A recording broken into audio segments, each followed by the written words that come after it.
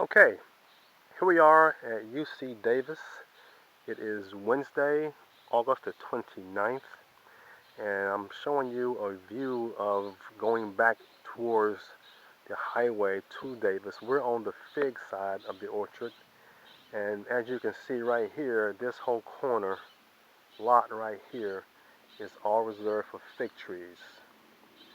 And there are some noisy birds to my left over here, and some tree on the walnut side, which is not part of UC Davis. That's causing me some havoc, but there's only one bird. Okay, we're gonna walk around here and look. The orchard here is broken down into an A and a B section. The trees are duplicates on both sides, but they start kind of like in reverse. This being B, the first row here is really 13, but it's B113, and I'll show you as I look here as the very first tree here that we have. This is B131. You can see by the placard that's on here. If I turn the camera that way, you can maybe see it better, maybe. But this is B13, and it goes from like B1, then it goes to 13.2, then it goes down to 13.3, and they have a list of what trees are listed by the alphabet and what row it's in, which is very, very smart, I think. As you can see here, these trees have been cut back, but as you can see here, the figs on these trees are ripe.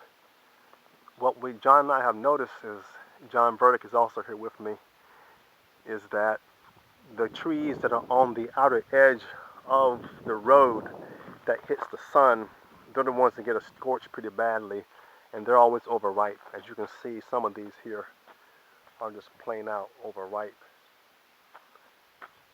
But these are all hybrids right here on this row.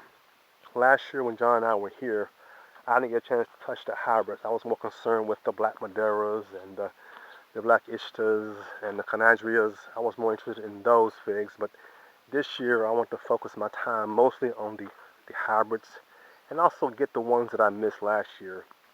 And I'll get to some of those in a minute, and I'll also show you where John is and what he's doing. But I've captured all my data that I need.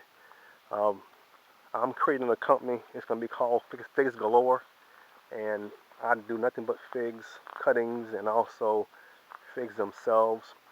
But I wanted to come here every year to educate myself on figs and also find out if the figs that are being fertilized by the wasp, does it really alter the taste and design and flavor of a fig? And I found out so far in the past 2 years that the answer is true. That is, yes, it does. But these are all hybrids on this row, and they're listed by number. This is 143.5, and I've written down data on each one of these this trip as to how they taste, temperature-wise, weather-wise, etc. And this fig here is a pretty good fig. This one up here is ripe. I'm going to pick it so you can actually see. Just had lunch, so I'm kind of full. So I'm going to open it up and let you take a look at this fig. As you can see, this is a very, very ripe fig. And it's very sweet. And a lot of people don't understand or they don't know this, but most of the figs here at UC Davis Orchard are yellow figs. There are green, which turns yellow, because they were trying to find a fig that was a common fig that was the exact same flavor and taste as the Calamara. And we'll find the Calamara fig in a few minutes as well. But these all hybrids here are very good figs. They are very good. For those who don't have hybrids on your list for cuttings this year, I recommend you might want to contact myself or John later on when we post some pictures out there on the website, on the Figs for Fun website, that which figs were really good this year. This fig tree right here that I'm walking down on is a nice one as well. I remember eating these figs. This one is this one is on B13.3. It's 291.4. Another very good fig. I like this fig. It was very sweet, And as you can see, there aren't that many bugs out here. There aren't hardly any insects. There may be a few ants here and there, but mostly there are a few little spider mites here and there. And of course, no birds. No birds at all. But a very, very pretty fig. Very pretty fig. It's about 12:30 in the afternoon. Temperature today is supposed to be 97. So far, yesterday the temperature was probably around 85, 86. It was nice, cool and breeze blowing. Great, great day for picking figs and eating figs. And guys, I can tell you, I'm stuffed. I've eaten so many figs, and you get to a while of realizing that you can't eat every fig you pick. When you're in an orchard of nothing but figs, you got to pick a few figs, taste it, and if it's very, very, very good, then you might want to eat it, or just jot down your notes about how good that fig was. But if you eat every fig, you're going to blow up. There are just too many figs out here to eat. Way too many, which is why there are so many here on the ground. I mean, my shoes are just caked with figs all over them. They're just caked with figs.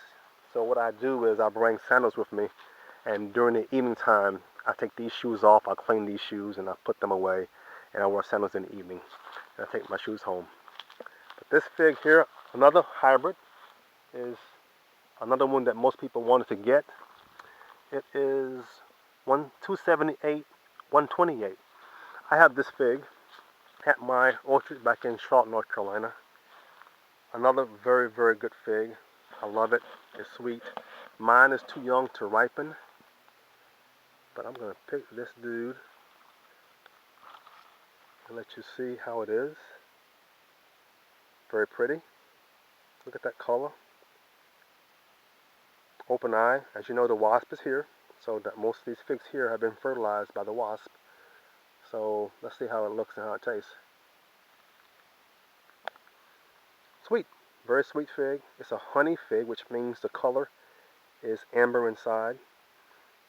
This one is a little bit overripe, as you can see by the darkness inside of it. Let me move into the light, maybe see a little bit better. See how dark it is inside here? Again, your buddy the wasp did that, and he did a good job of it. Okay, let's move on. There are so many figs to capture in this video. Last year I videoed the two trees that most people wanted, the black Ishta and the black Madeira. I never posted them online. I got too many pictures to post, but hey, one day I'll get them posted. And also the video. I didn't post the video either. This one, again, another hybrid, is, the placard says it is 276.49. I think I have this one also, not in my orchard, but I have it in a pot. No figs for me yet this year, but this tree is amazing. Now see, I'm 6'2". This fig I can reach, but John has the ladder. He's a little bit shorter than I am, so I'll give him the ladder. But if I want to get a fig, I reach up and get it. And just put a limb down, and I just gonna get to the figs. All right. UC Davis is a great place. No one's out here but us. We got the whole place to ourselves. The manager, John Priest, came out here earlier today to see how we were doing on our research and all. And then he's gone. But we're out here all by ourselves. Nobody here but us. It's peaceful. It's quiet. Just listen. All you hear are bees swarming. And we in this humongous orchard all by ourselves. Totally, totally amazing. As you can see, UC Davis has a irrigation system. They're all lined up. Each tree has its own sprinkler head. Again, I'm on the bee side of the orchard. Behind me here, these are all olive trees. They're all olives. And again, UC Davis don't pick fruit and give away to people. They're here for genetics. They want to find out what's going on in the world of figs, olives, peaches, you name it, mulberries, they got them. Okay, this tree here, we're still on the bee side.